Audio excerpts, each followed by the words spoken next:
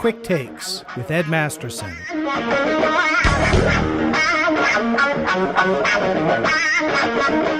You know, when somebody's starting a system, I've heard you say that they should focus on the electronics first as opposed to speakers first. But because I'm kind of new into this, but as I've been reading in a lot of the magazines, so many of the audiophiles say, no, speakers first, then the electronics. So I just kind of want to hear what you say on that.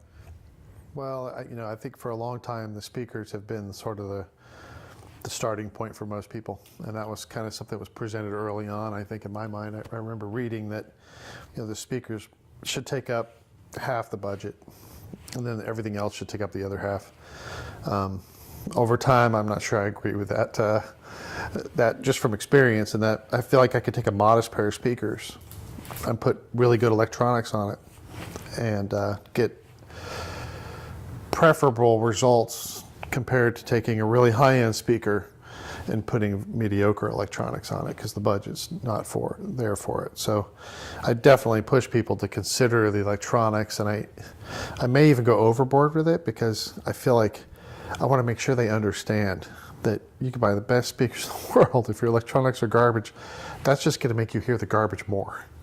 So it's a critical thing to understand the balance in the system, and having a good match. And, You've showed me big time just when I've heard that the Cronus Magnum in there, when you're playing like the if I remember the ESL 9s.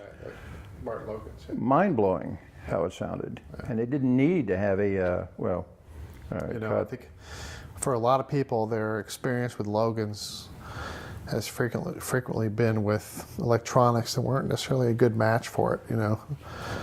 When you put good electronics with them, they can really come to life. You have plenty of power to push the. Yeah, the electrostatics need juice. It's not crazy, but it needs juice. High good quality amplifier. They like tubes, but they like solid state too. Just as good. Please subscribe, like, and comment. Thank you for watching.